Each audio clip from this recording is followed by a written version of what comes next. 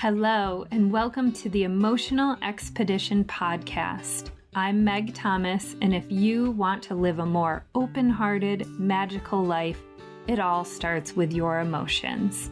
This podcast will take you on a journey, helping you to better understand, express, release, and heal your emotions.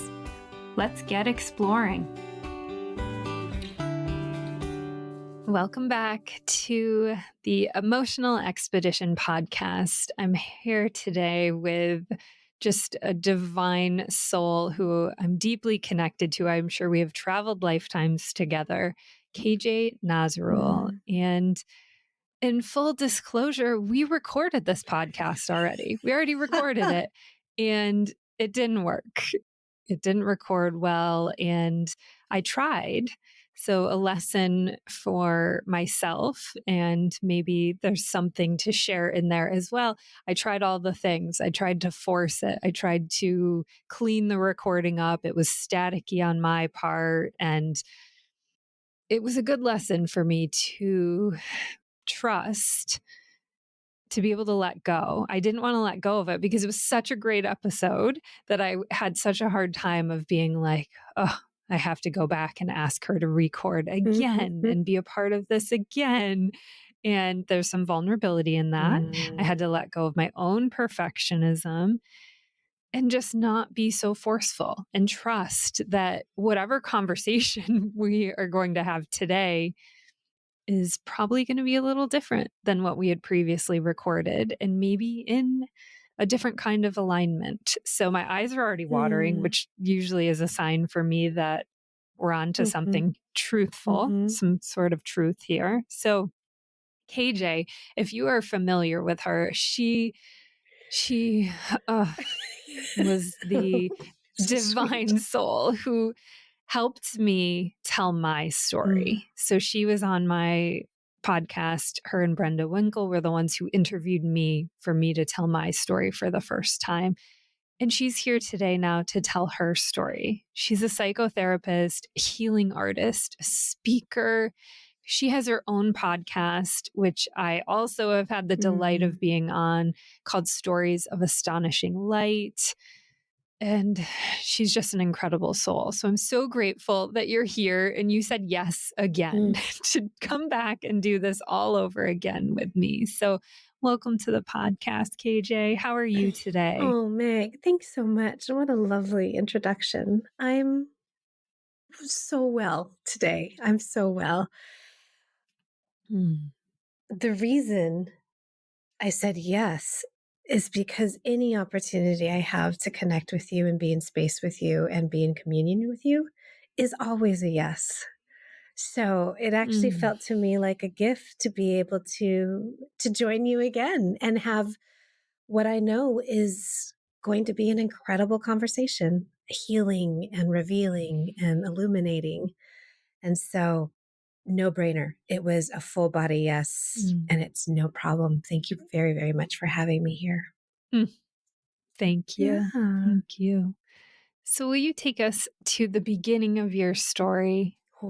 What was little KJ like? What were you like? Were you emotional? Were you sensitive? Were you creative? Who was little KJ? This is such a beautiful question. And it could be answered in a number of different ways. But I think what I want to tell you about is this fully emotional little girl, this little sprite. She wasn't always, though. She first emerged in this world feeling a whole lot of unattached and frightened and not certain where her tribe was. I was immediately put into the adoption and foster care system upon birth. It was a closed adoption. And so I have no contact or relationship with my biological parents, my birth mother. And so there's something to be said about your first moments in this world where there isn't any sort of attachment or there isn't any sort of security or safety. And so at birth, there was this uncertainty and there was always a looking, there was always a seeking. Where do I belong? Where do I belong? And fast forward, and we'll get to the in between, but fast forward to when I was about 3 and 4 years old. I guess I was clambering onto a piano bench in our living room. I eventually was adopted by a beautiful family, and they were musicians and they were engineers. And I was clambering onto a piano bench trying to peck away at the keys, knowing that I wanted some sort of call and response. I was pushing on the keys so I could hear the vibrations of the strings and hear the sound, hear melodies. So I was a very musical, very inquisitive little one. Mm. And I was also very, very introspective. I'm using these words now. It was just the natural way of being. But as an adult, looking back now, I'm using this language of there's introspect and there's curiosity, and there was a lot of. I feel like I might be downplaying it, but there's quite a bit of loneliness and confusion as well.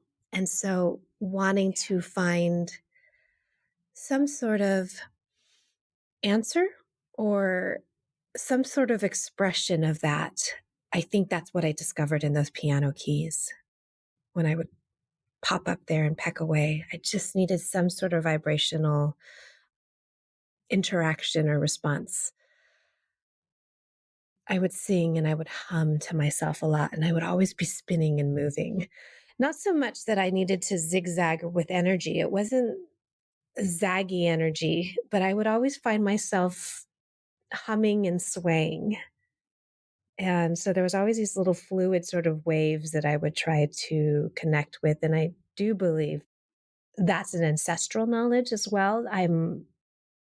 Again, I'll just pop forward for a second. I've discovered that I am of the islands. I'm Filipina and Puerto Rican in my background, both island nations. And I feel that I've known that even if I didn't have identifying words for it. But as a Mm. child, I was always trying to seek that island flow. And so I think I was always looking for the flow, looking for the island flow. Yeah. Mm.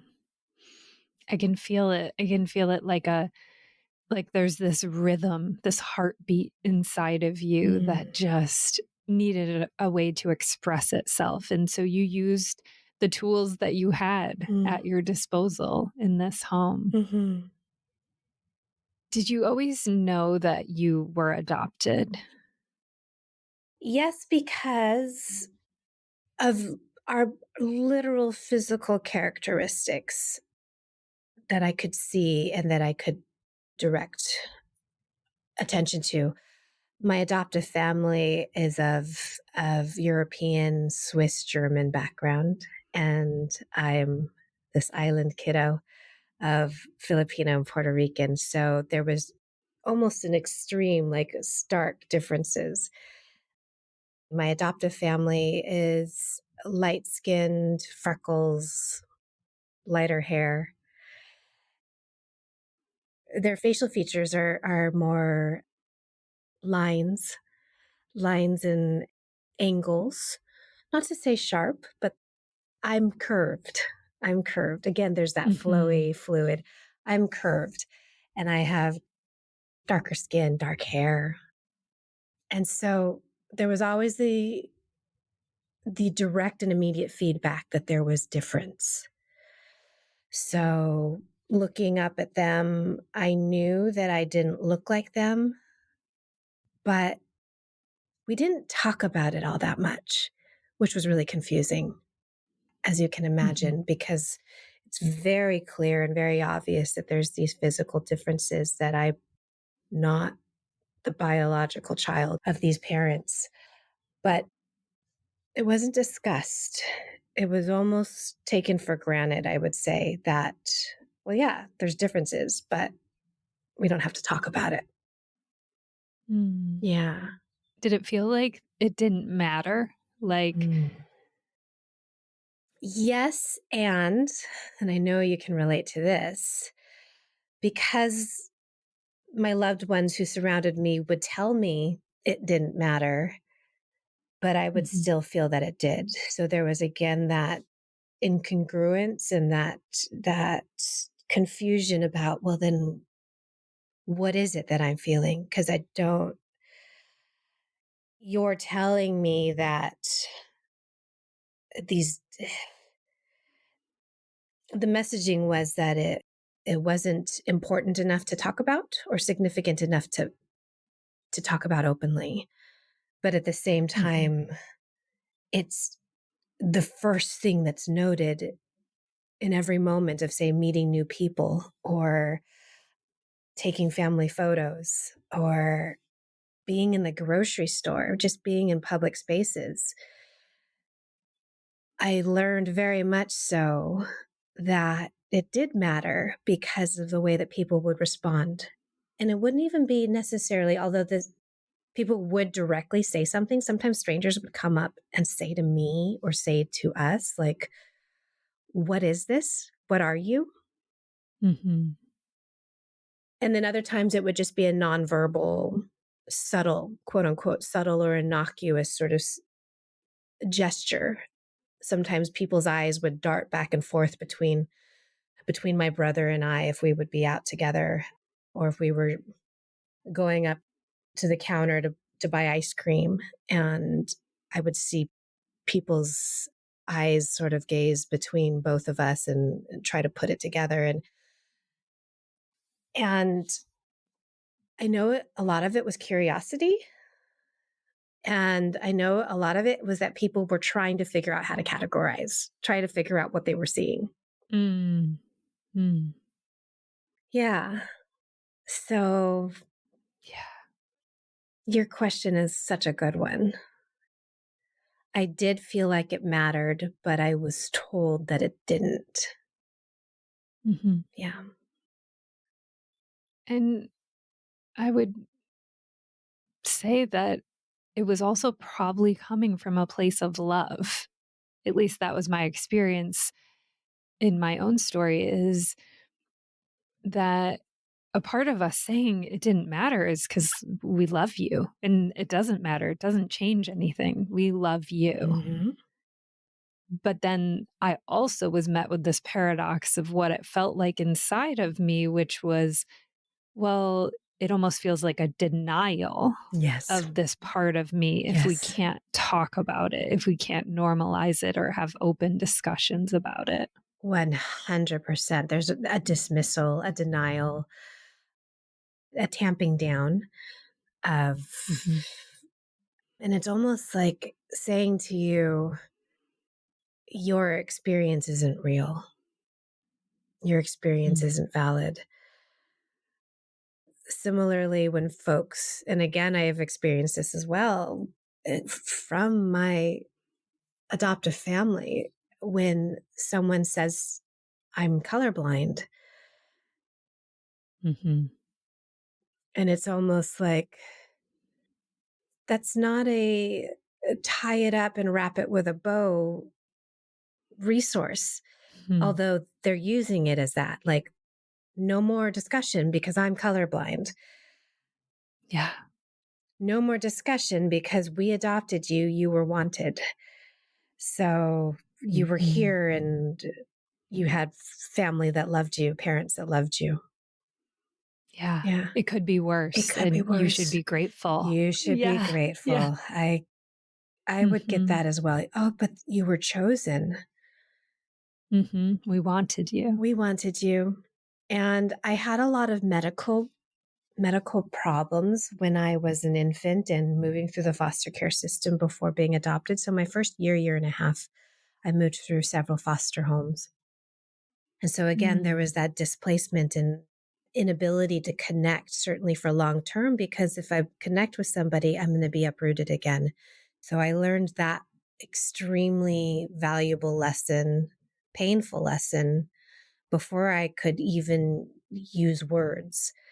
But my body understood that if I made connections, it was going to be disrupted again, and I was going to be either taken away or placed somewhere else.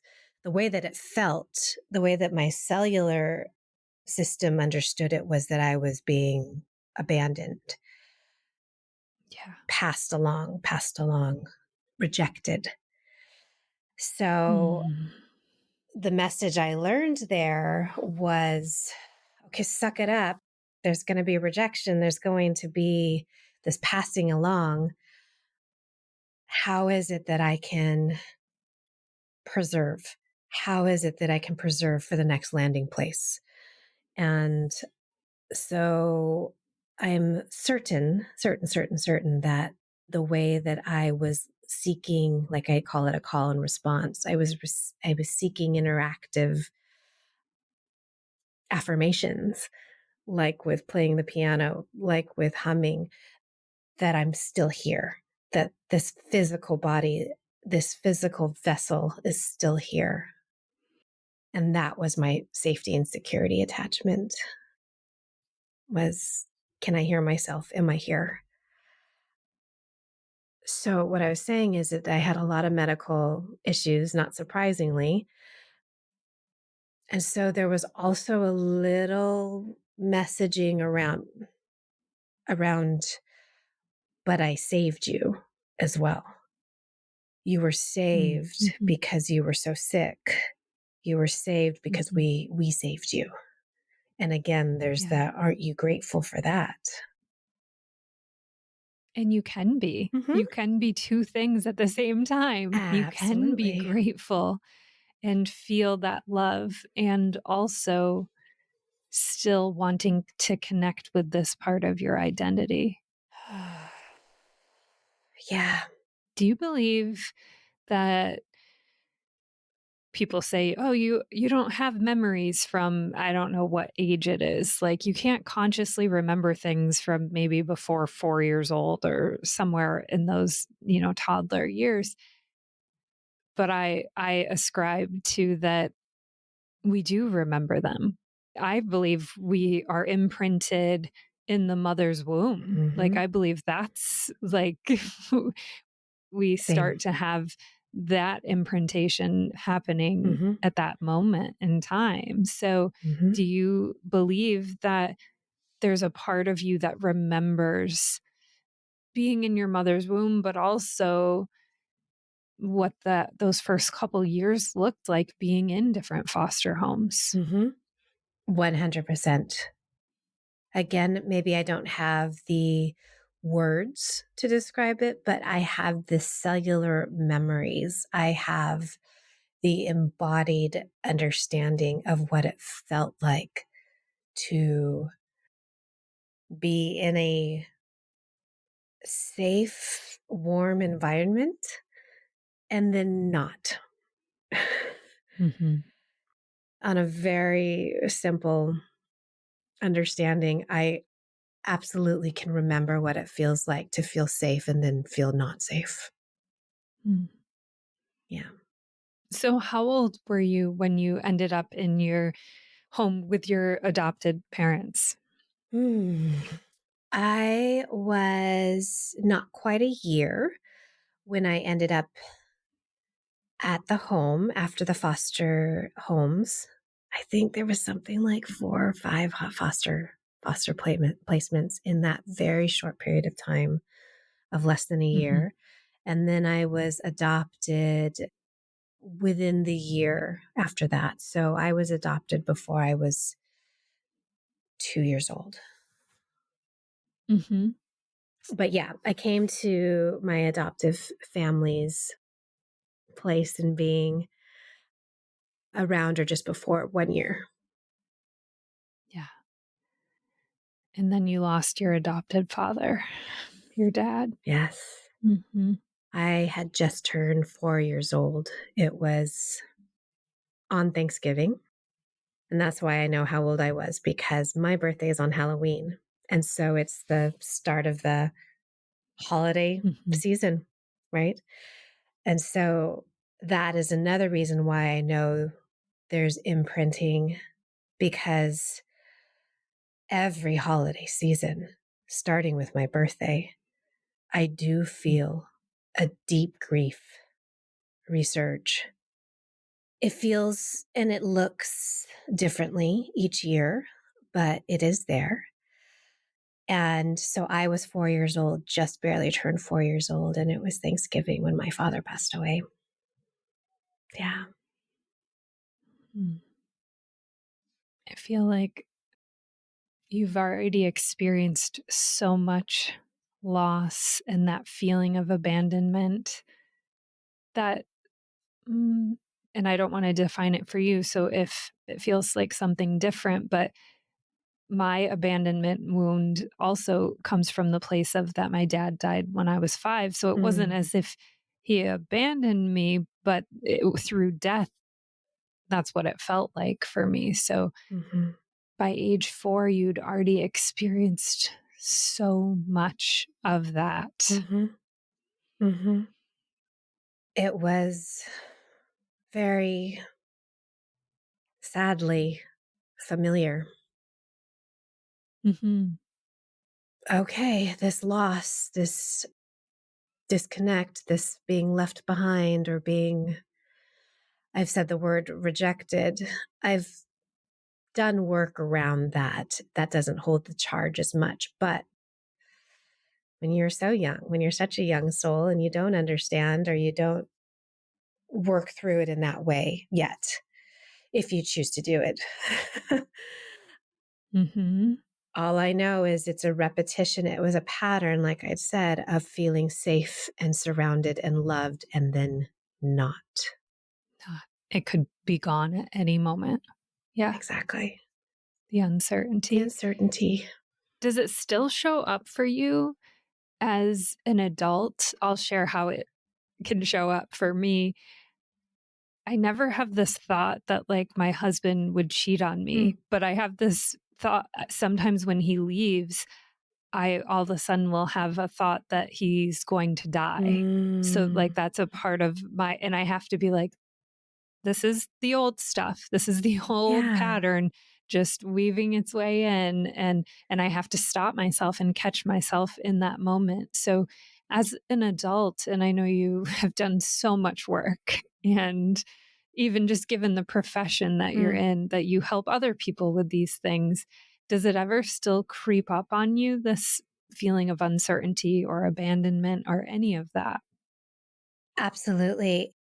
It informs the way that I decide to show up or make decisions, say even in my business or in starting new relationships, whether it's business professional or soul kindred relationships. There's always, or I won't say always, but it can rise again, this feeling of if I get too comfortable or if I get too certain of this surrounding protectiveness that I feel or the protection that I feel, is there a chance that that's going to go away?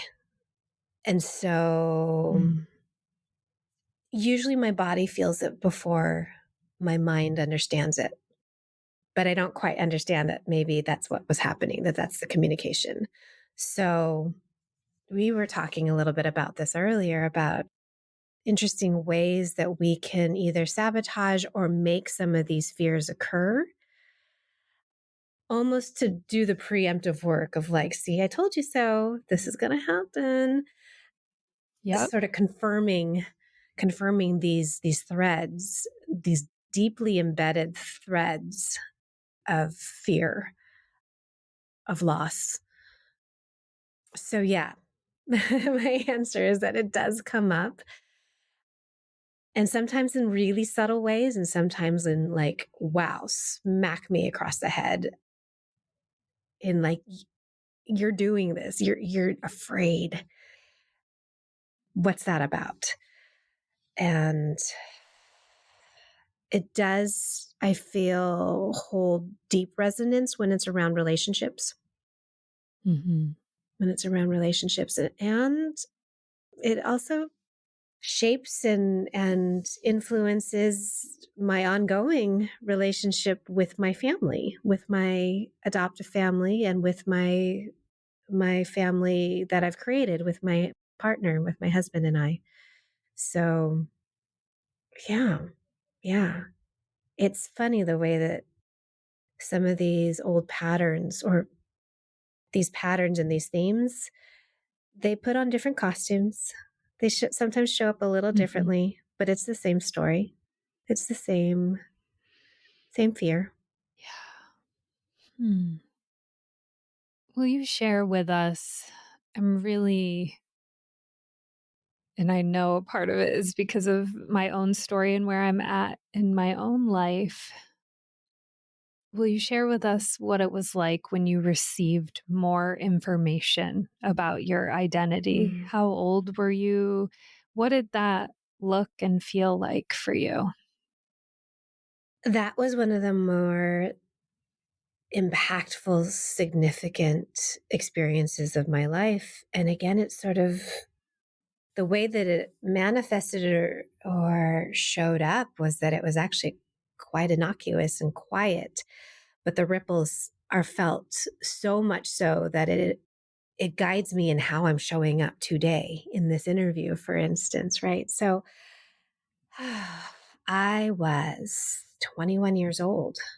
I was 21 years old. So that 20-ish years had passed after I'd been adopted and been in this family. And my mother had spoken about this, but I had never actually physically held it in my hand. And what I'm speaking about is that there was a typed up letter, only a handful of sentences long, written, authored by the social worker that handled and oversaw my adoption. And this letter, this very short, brief letter, held so much information for me. This is when I discovered about my Puerto Rican lineage. I didn't know. I had known that I was Filipina, and I realize now it's because probably the social worker was able to divulge that information, and or my parents had this letter. Mhm. So I knew that much, but I didn't know anything else. I didn't know anything else about my background. And so the social worker said in this letter, I thought you would like to know a little bit about your bio mother, your birth mother. They didn't have a lot of information about my birth father, but they did know that he was of Puerto Rican descent. That's what they said. And that was the first time I'd seen that in like an actual Wow. confirmation in that. And you and I, in our conversations about genetics and ancestry, it's just, that was huge. Oh, so that's Mm. where my curly hair came from. My hair was much curlier than it is today, but I had curly, coarse hair, and it didn't look like many Filipino people that I knew. So I was just like, what's that about? Oh, Puerto Rican. Okay. There was some descriptors, excuse me, about my birth mother, which was that she she loves to sing. She loves to sing, and she loves writing letters, and she loves to write. And there it is, right? There it Mm. is, me climbing up that piano bench to peck away, me humming as a soothing mechanism, right? Okay. So my mother also liked to do these things. So that was relieving and inspiring and astounding. And there was a little bit of there was a hollowness of like, oh, gosh, I wish I would have known that sooner. Or, Mhm. oh, that feels far away. I don't know how else to describe it. It felt so far away to have that knowledge now. So there was a little bit of a loss, a little bit of one Mm. more piece of feeling like there was some loss there. Like, oh, I didn't have this time to connect with that. So it was all the feels, all the emotions. There's a different conversation that I'm not sure how to have yet, to be honest, about why it took 20 years for me to get this letter. Yeah. Yeah. So this letter was most likely given to your adoptive parents at the time of Yeah. your adoption. Mhm. Yeah. Yeah. Because Yeah. there wouldn't be any other reason for the social worker to Yep. stay in our case. And so, Mhm. like I said, I was 21, and I even forget the reason why. Oh, that could be something. I forget the reason why that letter was even produced that day, meaning the day that she handed it to me. I think it was because I was looking into some schoolwork, a school project about something, and she very, like I said, very Mhm. casually said, "Oh, here's a letter. Not even the letter, not even, yeah, here's a letter." And when I opened it up, I remember standing in my bedroom. I was living with my mom at the time, standing in my bedroom, and I felt my knees go out from Mhm. underneath me.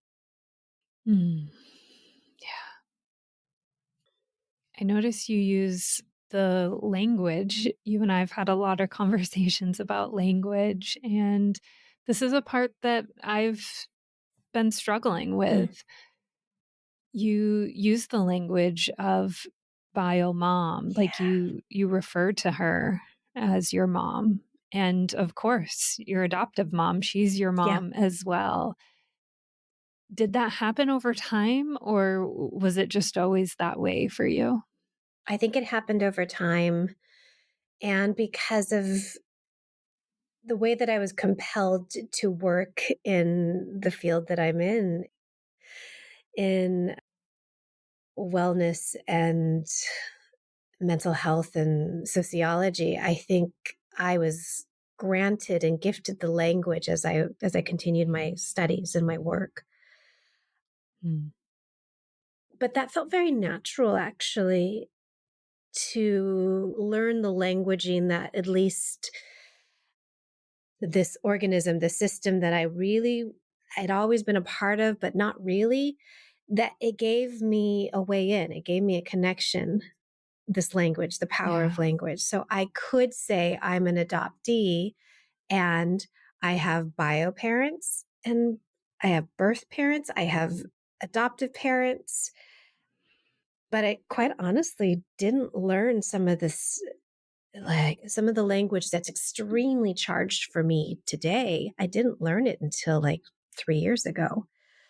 I didn't know Mm. what a transracial adoptee was until 3 years ago. And I saw it in a, And can you say that yes, for anybody who doesn't know what of that course. So means? it's Yeah. transracial adoptee. And when you break down the wording of it, it's literally when someone of another race adopts you. Or when it's of a different race than what your birth race is, comes into an adoptee relationship. I didn't know that. I didn't know what that was. Yeah. And I learned that Mhm. in a hashtag on either Instagram or Facebook. Yeah. But when I saw it, I was like, that's Mm. what I am. I'm a Mm. transracial adoptee. Yeah. Yeah. So, no, so Mm. yes, and it was a very natural. I always called my adoptive parents my parents. My brother, Yep. he's my mom's biological son. Again, there's that languaging. He's my brother. He's not my, Yep. yeah. And then, but then as I opened up to and learned because of my profession, but also learned because of my curiosity, I did learn some of the languaging more and more. It felt like, that's right. That's right. This deep Mhm. confirmation. That's right. Yeah. Mm. Yeah. Are you grateful that you know this information about yourself. So, for instance, when you at 21 find out that, oh, I'm also half Puerto Rican, I when you know. find this information out, does it feel like a blessing to know this information? Does it feel like a burden? How did that feel for you? Upon immediately learning the information, it was so soothing and relieving, confirming, like, oh, thank God, like I could actually Mm. exhale. Oh, okay. So, absolutely gratitude and overwhelm because so now what? Now what? Now that I know this information, there's a completely other side. There's this whole other culture, whole other branch that I get to learn about. And then Mm. there's the how do I do this? What do I do with this information? Yeah.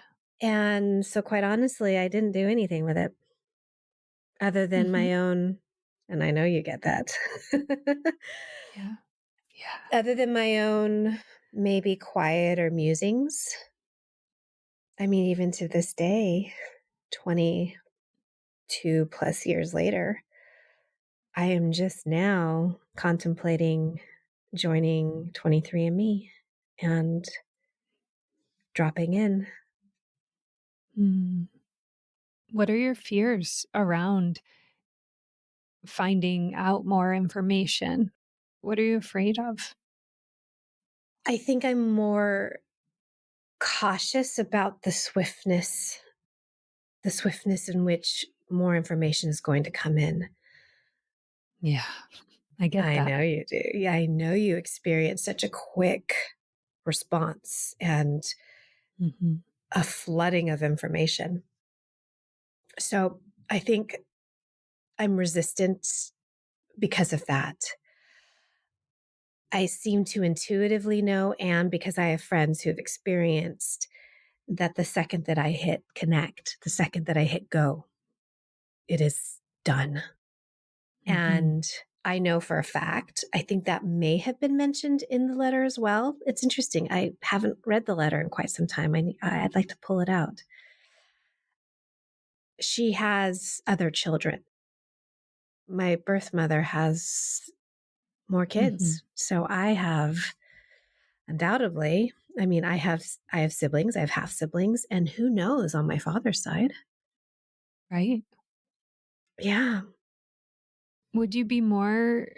Mm, I'm always conscious of the language. Would you be more open to, and like you said, there may be with the swiftness of how quickly things unfold, if you do decide to take that Mm, leap, that step, that you may not have total control over it, right. but would you be more open to meeting siblings or potentially your bio parents or even bio mother versus bio father? Is there how? Mm, great question. There's a softer feeling around meeting siblings. Yeah. I am up until honestly this year, maybe it's just the last couple months. Quite honestly, I felt that I was okay with. I'll go ahead and say even content with not actively seeking out anything about my birth family, my bio family. Hmm. Yeah. Only very, very recently. And I'll say a big piece of it today is just you, watching you and your incredible journey. That's really, really helped me understand the magnitude of the wealth of knowledge and also Yeah. the gaining of new relationships and this richness. Oh, oh gosh, it just settled in me. I feel that I am still working on that thread of being able to receive wealth and love. And when I say wealth, I mean wealth of energy, wealth of unconditional positive regard. Yeah. I feel resistant to receiving that. Mm.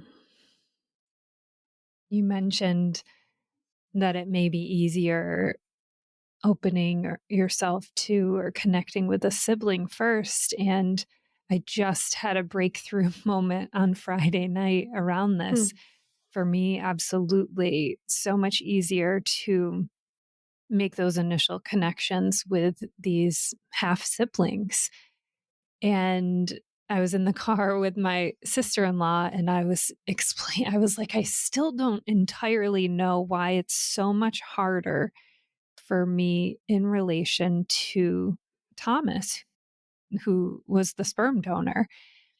And it finally clicked. So to have siblings, it's not taking away from anyone or anything. It's just adding Mm-hmm. to my life. Mm. It's just adding more, right? You can have more siblings. Like you can have more siblings and more siblings. And it's not, some people might feel like, oh, it's taking away something from the ones you had already or who you grew up with.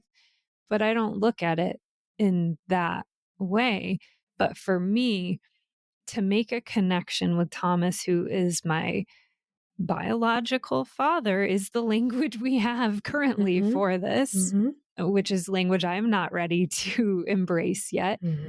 It is taking something away. Mm-hmm. So for me, it's taking away, if I allow this to be true, it's taking away my relationship with my dad. When I look at it from this kind of limited perspective, which being on this journey can bring up so many things. And so I find it interesting that you also feel that way. Yeah. We have a lot of shared threads.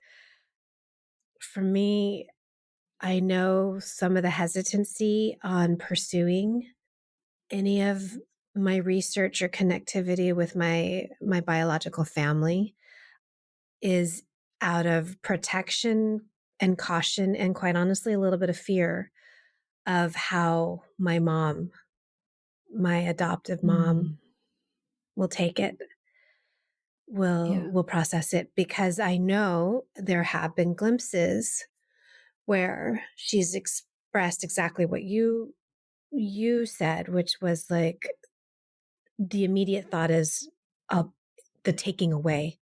Like, Yeah. if you find your biological mom, your biological parent, that will therefore diminish and decrease the need for me to be here in your life. Mm, So, talk about that repeated, almost cyclical pattern of like resistance because we don't want to lose anymore. We don't yeah. want to lose this relationship or this understanding that we have now. But your epiphany is really, that feels really significant and key, right? When we understand that it's not loss, it's actually a gain, and there's Mhm. more.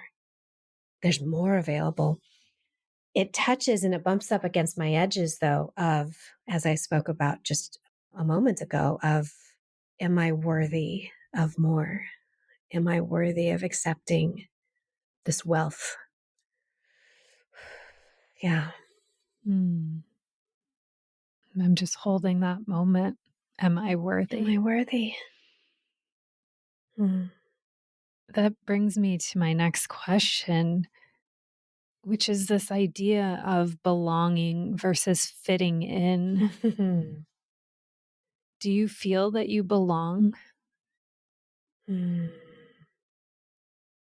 I do now. And interestingly enough, it may not have to do with immediate genetics per se.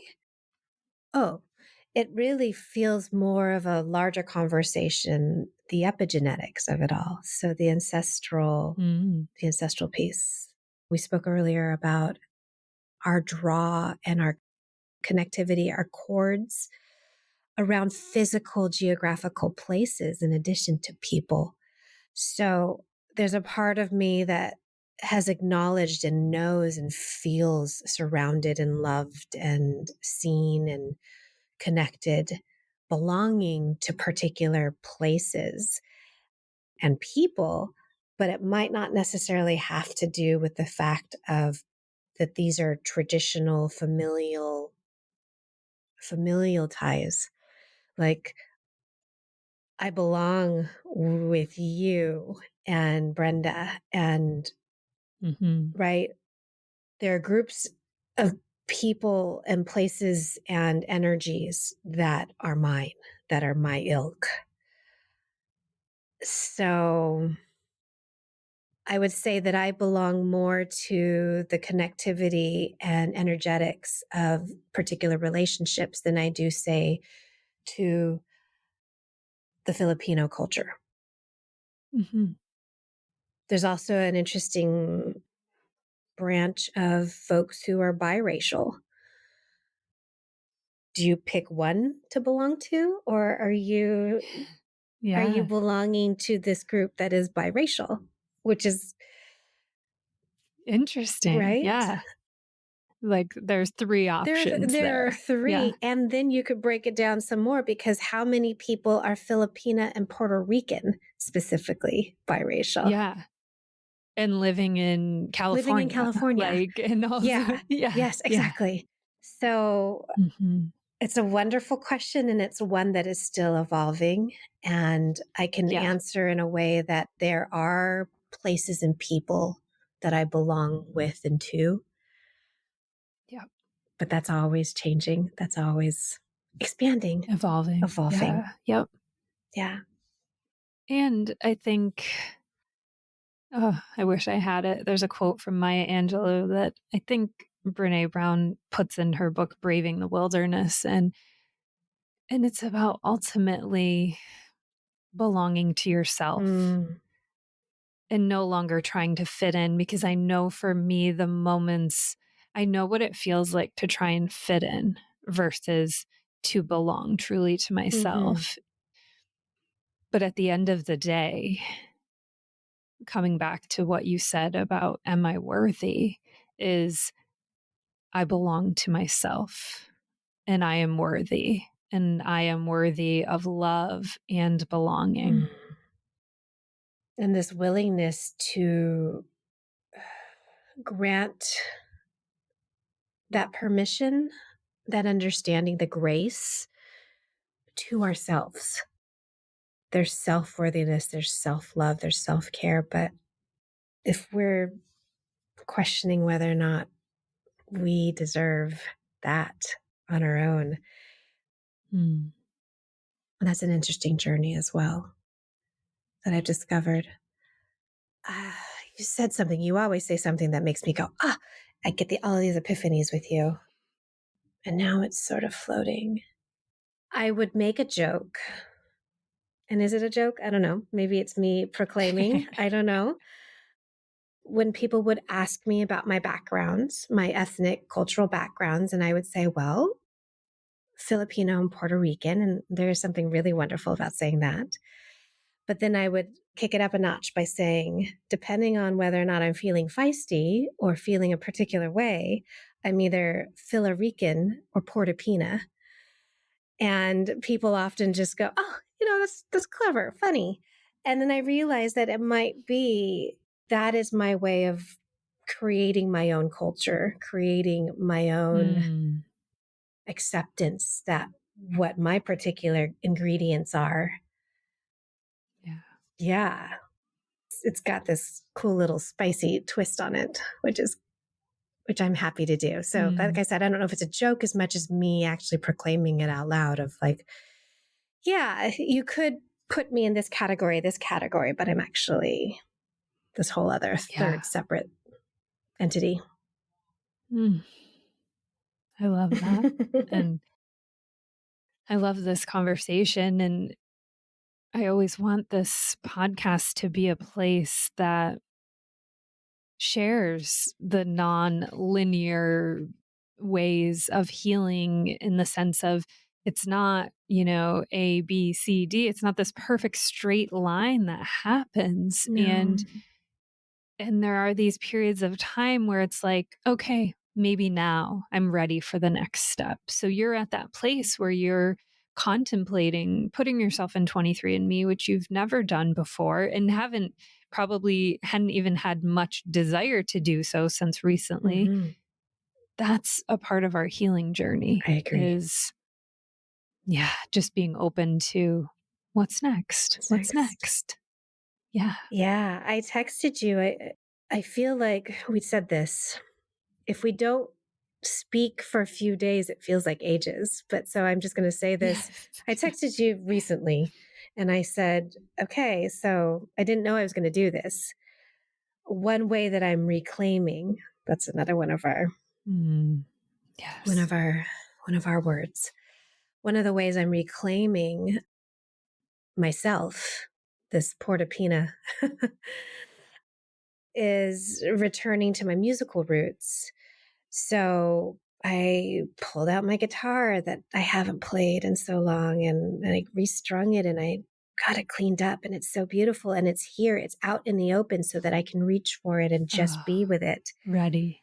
Yes. So there's the guitar, and that same day, I found myself, I registered for an account on 23andMe. So Yeah. that felt so, it was an empowering day of Hmm. reclamation. Yeah. And it's just taking the next brave step, just being brave enough. Yeah. That's it. We don't need to be super courageous, just brave enough for the next step. That's right. So I want to share with everyone. I know that KJ and I are going to have lots more conversations. So Yeah. we don't even know what's being born or created between us yet, but we're open. We're And open we to know it. So something you, is. Yeah. Yeah. yes, we both know something is. Yeah. So her Instagram is at Bliss Begins Within. Oh, Her actually, podcast is, I was going to yes. say, Is it actually, different? it's different. And because I'm moving Okay, tell through us the new one. reclaiming. Yes. What's the So new it's one? actually my personal one that it's just become me. It feels more Mm. me. So it's Oh, musing. okay. Give it Yeah. to us. That's the one that's musings on other. That's my Instagram. Musings on Other. Yeah. Okay, I'll have links to this in the show notes. Her podcast is Stories of Astonishing Light, and I'll have a link to her website as well. Is that staying the same? That's the same. That is Bliss Begins Within. Okay, Yeah. so Bliss Begins Within, and she hosts these incredible retreats across the globe. She has multiple scheduled for Yeah. Bali. So if you have an interest to going to Bali, I think I am going to try my hardest to be You'll there be in there. Yeah. September. You'll And be so there. uh, do you have a couple minutes? We only have a couple minutes for a few rapid fire to Oh, yeah. finish us off. Oh, I'd love that. I love rapid Okay. fire. Yeah. What Okay. is your favorite book? Oh, The Crossroads of Should and Must by Elle Mm. Luna. She's an artist and a writer. She's also a mentor of mine that I've had the privilege and honor of working closely Oh. with now for the last couple of years. Yeah. Mm. Okay. I'm adding that to my list. I need to read I'll that. get it to you. What are you currently reading? Currently, I'm reading like 17 books and I'm looking over at them right now. I'll just reach for the closest one, which is Gabor Mate's book, The Myth of Normal. Yeah. Oh, yes, I have it. I haven't started it yet, mostly because it's so It big. is so So freaking there's thick. an intimidating. It is. So what I do is Yeah. I just kind of let the book drop open if I have a minute or two and I land where the book Mhm. drops open right now. Yeah. Mm. Yeah. What is one thing you know for sure? Mm, that I already know. I already have Mm. answers. Yeah, that feels good. Hmm. And do you have a favorite quote you'd like to leave us with? Oh, there's so many, but I think I mentioned this the last time when when we had our meeting, but Yeah. it's from the Four Agreements with Don Miguel Luis, which is be impeccable with your word. And so that's one of the first I think it's the first agreement, where basically know that words, language, as you and I are speaking about, they're powerful, including the way that we use them for ourselves, use these words towards ourselves, the way that we describe ourselves, the way that we speak to ourselves. Be impeccable with your word. Okay. Oh, well, KJ, thank you so much for this conversation. And there will be more to come. So we thank you You're for very being welcome here today. Thank you so, so much. This was wonderful. I'm so grateful you're here. Thank you for listening. And if you loved this episode, will you please share it with a friend or two?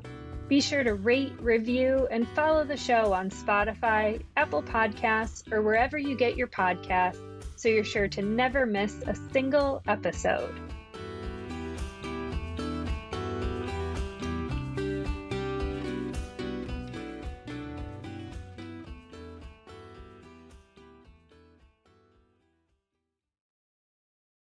This podcast is part of the Sound Advice FM network. Sound Advice FM, women's voices amplified.